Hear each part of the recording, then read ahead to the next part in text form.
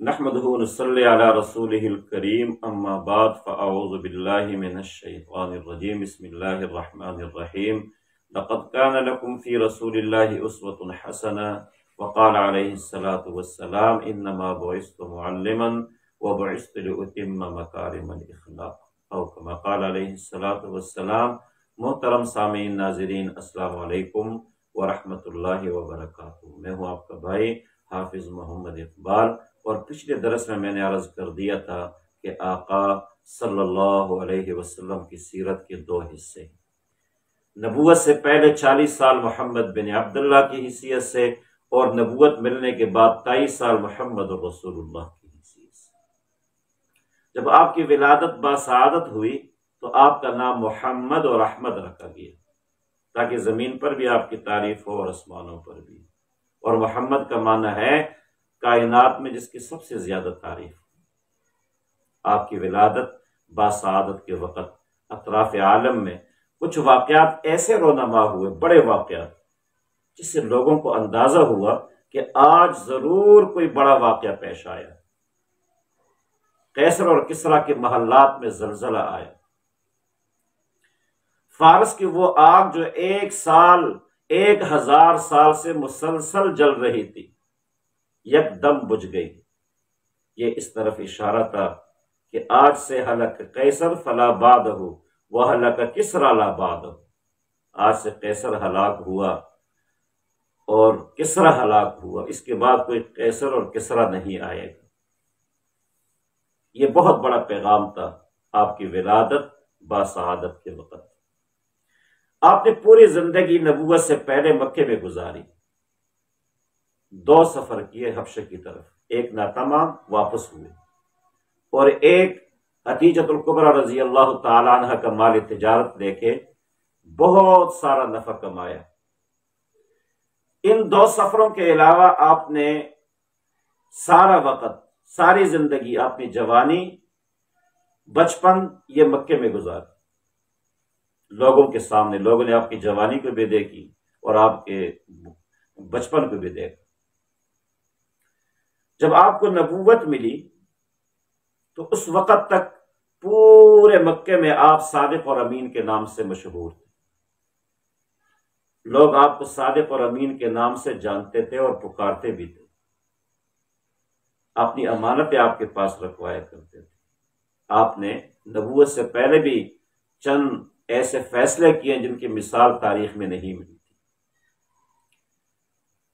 نبوت ملنے کے بعد، نبوت سے سرفرازی کے بعد، آپ نے اللہ کا پیغام لوگوں تک پہنچانے کے لیے جبل ابن ابی قبیس پر اہل مکہ کو جمع فرمایا۔ سارے جمع ہو گئے، اعتماد تھا آپ پر، صادق اور امین جو مانتے تھے۔ تو آپ نے سب سے پہلے دعوت دینے سے پہلے، اللہ کا پیغام پہنچانے سے پہلے، آپ نے ماضی 40 سالہ زندگی ان کے سامنے رکھ دی۔ لقد بعثت فیکم عمرا من قبلہ هل وجدتمونی صادقا ام کاذبا، کہ میں نے تمہارے درمیان زندگی کا ایک بہت بڑا اور اہم حصہ گزارا ہے، تو آپ نے مجھے کیسے پایا؟ سب نے کہا جربناک مرارا، آپ تو صادق اور امین ہیں، ہم نے بار بار، ہر لمحے، ہر گھڑی آپ کو آزمایا۔ تو پھر آپ نے فرمایا قولوا لا الہ الا اللہ تفلحون، اے لوگو لا الہ الا اللہ پڑھ لو، کامیاب ہو جاؤ۔ یہ پہلا پیغام تھا جو آپ نے اہل مکہ کو اجتماعی طور پر پہنچایا۔ یہ پیغام سننا تھا کہ سارے آپ کے مخالف ہو گئے۔ ایک بدبخت نے تو یہاں تک کہا تبا لک یا محمد الہذا جماعتنا، تو نے اس لیے ہمیں جمع کیا کہ تو ہمارے خداؤں کا نفی کرے اور ہمیں ایک خدا کی دعوت دے۔ یہ کلمہ سننا تھا کہ سارے آپ کے مخالف ہو گئے، مخالف نہیں، جانی دشمن بن گئے۔ اس کے بعد آپ کے قتل کے نعوذ باللہ منصوبے بنے۔ 3 سال تک آپ کو شیب ابی طالب میں قید کیا، سوشل بائیکاٹ ہوا، آپ کے راستے میں کانٹے بچھائے گئے۔ جب اللہ کا وہ پاک نبی جس کے زلفوں کہ اللہ نے قسم کھائی ہے، چہرے کی قسم کھائی ہے، جب وہ چہرہ مبارک اس پاکیزہ جگہ میں کعبۃ اللہ کے سامنے اپنی جبین رکھتا تو لوگ آپ پر اجڑیاں ڈال دیتے، آپ پر غلاظتیں پھینکی گئی، آپ کے چہرے انور پر تھوکا گیا، ہر طرح سے آپ کا راستہ روکا گیا، اتنی اذیتیں آپ کو پہنچائی۔ 13 سالہ مکی زندگی میں، نبوت ملنے کے بعد 13 سال زندگی آپ کی مکے کی ہے اور 10 سال مدینے کی، تو 13 سال آپ کو اتنی تکلیفیں دی گئی کہ آپ نے فرمایا اوذیت فی اللہ، اللہ کے راستے میں مجھے اتنا ستایا گیا، اتنی اذیتیں دی گئی، اگر ان میں سے کائنات انسانی پر ایک حصہ بھی آ جائے تو یہ لوگ گھروں کو چھوڑ کر جنگلوں کی طرف بھاگ جائیں گے۔ ہر طرح کی اذیت دی، ہر وہ اذیت، تکلیف، منصوبہ، سازش، حسد، بغض جس کو انسانی ذہن سوچ سکتا ہے، وہ سارے حربے انہوں نے استعمال کی، لیکن آپ صلی اللہ علیہ وسلم اپنے پیغام سے، اپنے نصب العین سے اور اپنے مشن سے ایک رائی کے دانے کے برابر نہ دائیں ہوئے نہ بائیں ہوئے۔ آپ کو ڈرایا گیا، دھمکایا گیا، پیسوں کی لالچ دی، سرداروں کی لالچ دی، عورتوں کی لالچ دی، ہر وہ حربہ انہوں نے استعمال کیا کہ کسی طریقے سے آپ کو اس راستے سے ہٹائے، لیکن آپ نے فرمایا اگر تم میرے ایک ہاتھ میں چاند کو رکھ دو اور ایک ہاتھ میں سورج کو رکھ دو اور تم یہ کہو کہ میں اس راستے کو چھوڑ دوں، اس نصب العین سے دستبردار ہو جاؤں، اس مشن کو چھوڑ دوں، تو یہ ممکن نہیں ہے۔ اتنی تکلیفیں برداشت کرنے کے بعد بھی اب پہلی بات تو یہ ہے کہ تمام انبیاء علیہ السلام پر تکالیف آئی، دعوت الی اللہ کے راستے میں انہوں نے تکلیفیں برداشت کی۔ تکلیف کے بعد اور اذیتوں کے بعد انبیاء کا طرز عمل کیا رہا؟ ہم کہتے ہیں لقد کان لکم فی رسول اللہ اسوۃ حسن، کہ اللہ کے حبیب فدیت ابی و امی صلی اللہ علیہ وسلم کی زندگی میں ہمارے لیے بہترین نمونے ہیں، تو بے شمار نمونے ہیں، آپ سوچ ہی نہیں سکتے کوئی ایسا معاملہ، کوئی ایسی بات، کوئی ایسی مشن جو آپ اس پر چلنا چاہیں اور آپ نبی کی زندگی میں اس کو تلاش کریں وہ آپ کو نہ ملے، یہ ممکن نہیں ہے۔ تو انبیاء پر تکلیفیں آئیں تو انہوں نے ان تکلیفوں کے بعد کیا رد عمل دیا اور ہمیں کیا کرنا چاہیے؟ دیکھیں، یونس علیہ السلام اپنے قوم سے نکلے اور سیدھا مچھلی کے پیٹ میں چلے گئے۔ اب مچھلی کے پیٹ میں جانے کے بعد کوئی صورت نکلنے کی بظاہر نہیں تھی، مچھلی کا پیٹ اور پانی، سمندر، تو اللہ کی طرف رجوع ہوا۔ یونس علیہ السلام نے ان کلمات کے ساتھ اللہ کی طرف رجوع کی، لا الہ الا انت سبحانک انی کنت من الظالمین، تو اللہ نے مچھلی کے پیٹ سے سالم، صحیح، سلامت باہر نکال دی۔ تو اگر کوئی مصیبت آتی ہے تو سب سے پہلی بات احتسابی کی ہے کہ بندہ اپنا احتساب کرے کہ یہ مصیبت اور یہ پریشانی مجھ پر کیسے آئی ہے، کیوں آئی ہے، اس میں میرے عمل کا کوئی عمل دخل تو نہیں، اور پھر اللہ کی طرف رجوع کر لے، یہ پہلی بات ہے۔ اور جب مصیبت میں کوئی بندہ اللہ کی طرف رجوع کرتا ہے تو اللہ ایسے بندے کی دعا کو قبول فرماتے ہیں، یہ انبیاء کا طریقہ ہے۔ دوسری بات، انبیاء علیہ السلام نے کوئی منفی رد عمل نہیں دیے۔ دیکھو، یوسف علیہ السلام کو کنویں میں ڈالا، ایک اللہ کا منصوبہ ہوتا ہے اور ایک بندے کا ہوتا ہے۔ اللہ اپنے منصوبے کو خفیہ رکھتے ہیں، بتاتے نہیں کہ میں کیا کرنے جا رہا ہوں۔ اگر یوسف کے بھائیوں کو یہ علم ہوتا کہ ہم یوسف کو کنویں میں ڈالیں گے یہ بادشاہ بن جائے گا تو وہ اپنے کسی بھائی کو ڈال لیتے، خود چلانگے لگا لیتے، لیکن اللہ اپنے منصوبے کو خفیہ رکھتا، نبی بھی بنانا تھا اور بادشاہ بھی بنانا تھا۔ تو یوسف علیہ السلام والسلام کو کنویں میں ڈالا اور والد کے سامنے بہانہ کر دیا کہ یوسف علیہ السلام والسلام کو بھیڑیے کھا۔ یعقوب علیہ السلام والسلام نے فرمایا ایسی بات نہیں ہے، یہ جو تم کہتے ہو نا ایسی بات نہیں ہے۔ اور اس کے بعد ایک طویل عرصے تک یعقوب علیہ السلام والسلام اسی گھر میں رہے، اور وہی یوسف علیہ السلام والسلام کے برادران بھی اسی گھر میں تھے، لیکن مصیبت برداشت کرنے کے بعد ایک طویل عرصے تک تفتح تذکر یوسف حتی تکون حرزا او تکون من الہالکین، یوسف کو یاد کرتے کرتے بینائی چلی گئی۔ لیکن دیکھو پریشان ہونا یہ انسانی فطرت ہے، اگر ایک آدمی پریشان نہیں ہوتا یہ بے حسی ہے، لیکن اس پریشانی کو اپنے گھر پر حاوی نہ ہونے دے، اپنے زندگی پر حاوی نہ ہونے دے، اور اپنے کاروبار اور مشن پر حاوی نہ ہونے دے۔ یہ انبیاء کی سنت ہے۔ بڑی پریشانیاں آئی لیکن ان پریشانیوں کو انہوں نے اپنے مشن پر، نصب العین پر اور اپنے گھر پر، اپنی ذات پر حاوی نہیں ہونے دی۔ طویل عرصہ گزر گیا، یوسف علیہ السلام کا کوئی علم نہیں، لیکن آپ نے ان بچوں کو یہ نہیں کہا، معلوم تھا کہ انہوں نے کچھ کیا ہے، ایسی بات نہیں ہے جو یہ بتا رہے ہیں کہ تم نکل جاؤ میرے سامنے سے، ہٹ جاؤ۔ گھر کا نظام درہم برہم ہونے سے بچایا اور اپنے مشن پر برقرار رہے۔ اسی طرح حضور آقا صلی اللہ علیہ وسلم کو اذیتیں دی، کتنی اذیتیں دی۔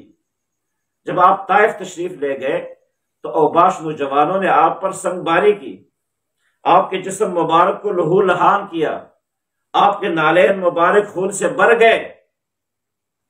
اس مصیبت میں علماء نے لکھا ہے کہ فرشتے آسمانوں پر 2 مرتبہ روئے۔ ایک مرتبہ اس وقت جب ابراہیم علیہ السلام نے اسماعیل علیہ السلام کو ذبح کرنے کے لیے لٹھایا، اور ایک اس وقت جب ظالموں نے، اوباش نوجوانوں نے آقا صلی اللہ علیہ وسلم پر پتھر برسائے اور آپ کے پورے جسم کو لہو لہان کر دیا۔ تو آسمانوں پر فرشتے اس منظر کو دیکھ کر روئے۔ جبریل حاضر ہوئے اور عرض کی اللہ کے رسول اگر آپ کی اجازت ہو تو اس بستی کو ملیا میٹ کر دوں، صفحہ ہستی سے اس کو مٹا دوں۔ آپ نے فرمایا نہیں، رد عمل دیکھیں، یہ انبیاء کا رد عمل ہے۔ سل من قطعک واعف عن من ظلمک واحسن الی من اساء الیک، جو تمہارے ساتھ برائی کرے تم اس کے ساتھ اچائی کرو، اچائی کوئی کرے گا تم بھی اچائی کرو، تو یہ کمال نہیں ہے، یہ تو بدلہ ہے، احسان کا بدلہ آپ نے احسان سے دیا ہے۔ اچائی تو یہ ہے، اور نبیوں کی سنت تو یہ ہے کہ کوئی برائی کر دے تمہارے ساتھ تم اس کے ساتھ اچائی کرو۔ تو آپ صلی اللہ علیہ وسلم نے وہاں پہ ان کی ہلاکت کی بد دعا نہیں فرمائی، جبریل کو یہ اجازت نہیں دی کہ ان پر عذاب نازل کر دو، بستی کو صفحہ ہستی سے مٹا دو، بلکہ دعا فرمائی اللہم اہد قومی فإنہم لا یعلمون، اللہم اہد قومی فإنہم لا یعلمون۔ یہ رد عمل ہے حضور آقا صلی اللہ علیہ وسلم کا۔ اور جن لوگوں نے آپ کے راستے میں کانٹے بچھائے، آپ کے ساتھ جنگیں لڑی، آپ صلی اللہ علیہ وسلم کے قتل کے منصوبے بنائے، آپ کو مکے سے نکالا اور آپ کو ستایا، 3 سال آپ کو قید رکھا، آپ پر اجریاں ڈالی گئی، آپ کے چہرے انور پر تھوکا گیا، آپ کو ساحر اور مجنون کہا گیا، ان کے ساتھ آپ کا رویہ یہ تھا کہ آپ نے سب کو معاف کر دیا۔ فاتح بن کے جب 8 ہجری میں آپ مدینے سے نکلے اور مکے میں فاتح بن کے داخل ہوئے تو اس وقت آپ نے اعلان کر دیا کہ آج میں نے سب کو معاف کر دیا، کسی کا محاسبہ نہیں ہوگا۔ اور جب آپ مکے میں تھے ایک مرتبہ گھر سے باہر نکلے، ایک خاتون کو دیکھ کر وہ اپنا سامان اٹھا کر جا رہی تھی، آقا صلی اللہ علیہ وسلم نے پوچھا کہاں جا رہی ہو؟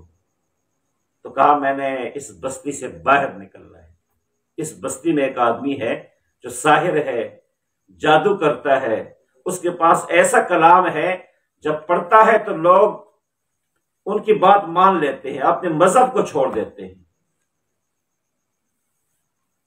اپنے مذہب کے باغی بن جاتے ہیں۔ تو اس سے پہلے کہ میں اس کے کلام کو سن لوں اور اس عمر میں اپنے مذہب کو چھوڑ دوں، اس لیے میں شہر سے باہر جا رہی ہوں۔ آقا صلی اللہ علیہ وسلم فرمایا ٹھیک ہے، یہ سامان مجھے دے دے۔ آقا نے اپنے کندھے پہ وہ سامان اٹھایا، چلتے چلتے چلتے اس بستی سے باہر نکل گئے مکے سے۔ اس خاتون نے کہا بس یہیں تک جانا تھا، سامان رکھ دیا۔ آقا صلی اللہ علیہ وسلم واپس ہوئے، چند قدم چلے، 10-15 قدم، اس خاتون نے آواز دی، ارے یہ تو بتاؤ نیک انسان کہ آپ ہو کون؟ آقا نے فرمایا میں وہی ہوں جس کی وجہ سے آپ مکہ چھوڑ کے آئی ہیں، میں وہی ہوں جس کی وجہ سے آپ مکہ چھوڑ کے آئی ہیں۔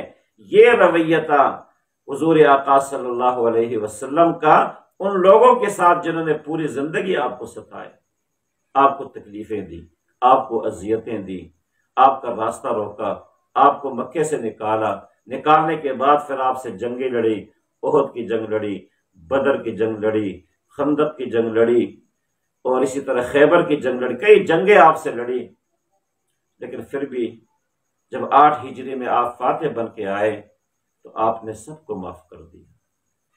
تو یہ ہمارے لیے لقد کان لکم فی رسول اللہ اسوۃ حسنہ، آقا صلی اللہ علیہ وسلم کی زندگی میں ایک بہترین نمونہ ہے کہ کوئی آدمی آپ کے ساتھ برائی کرے تو اس کے ساتھ آپ کا رویہ کیا ہونا چاہیے۔ اگر کوئی برائی کرے، آپ بھی برائی کرے، تو دنیا برائیوں سے بھر جائے گی، اسلامی معاشرہ قائم نہیں ہوگا، ایک پرامن معاشرہ قائم نہیں ہوگا۔ ایک اسلامی پرامن اور پرسکون معاشرے کے لیے ضروری ہے کہ انبیاء علیہ الصلوۃ والسلام کے رویے کو اپنایا جائے، انہوں نے جو طرز عمل اختیار کیا ان کو اپنایا جائے، تب ایک پرسکون معاشرے کا بنیاد آپ اپنے علاقے میں رکھ سکتے ہیں۔ اور کامیابی کے لیے وہی ایک راستہ ہے کہ انبیاء کے راستے پہ چلا جائے، اور کوئی انبیاء کے راستے کو، انبیاء کے طریقے کو اور انبیاء کے طرز عمل کو چھوڑ دے گا اور چاہے کہ پرسکون معاشرہ قائم ہو تو یہ ممکن نہیں ہے۔ پرسکون معاشرے کے لیے لقد کان لکم فی رسول اللہ اسوۃ حسنہ، انبیاء علیہ الصلوۃ والسلام اور بالخصوص ہمارے آخری نبی فدیت ابی و امی صلی اللہ علیہ وسلم کی سنت کو اپنانا ہوگا۔ آقا صلی اللہ علیہ وسلم تشریف فرماتے، ایک آدمی چل کے آ رہا تھا دور سے، تو باتیں شروع ہو گئی، یہ تو بہت برا انسان ہے معاشرے کا۔ کیا ہے؟ بہت برا انسان ہے۔ چلتے چلتے وہ آدمی جب آقا صلی اللہ علیہ وسلم کے پاس پہنچا تو آپ کھڑے ہوئے، ان کو سلام کیا، ان کی عافیت دریافت کی۔ جب وہ چلے گئے تو لوگوں نے پوچھا اللہ کے رسول، یہ تو بہت برا آدمی ہے، آپ ان کے لیے کھڑے ہو گئے، سلام بھی کیا۔ تو آپ نے فرمایا وہ برا ہے تو ہم تو نہیں برے بن سکتے۔ دیکھیں، اگر کوئی برا ہے تو ہم تو ان کے لیے اپنے آپ کو برا نہیں بنا سکتے ہیں۔ اگر کوئی برائی کرتا ہے یہ ان کی تربیت ہے، آپ کی تربیت یہ ہے، انبیاء کے طرز کی تربیت یہ ہے کہ جو برائی کرتا ہے اس کو چھوڑ دے، نصیحت ضرور کرے، لیکن اس کو برائی کا بدلہ برائی سے نہ دے۔ اللہ ہم سب کو عمل کرنے کی توفیق عطا فرمائے۔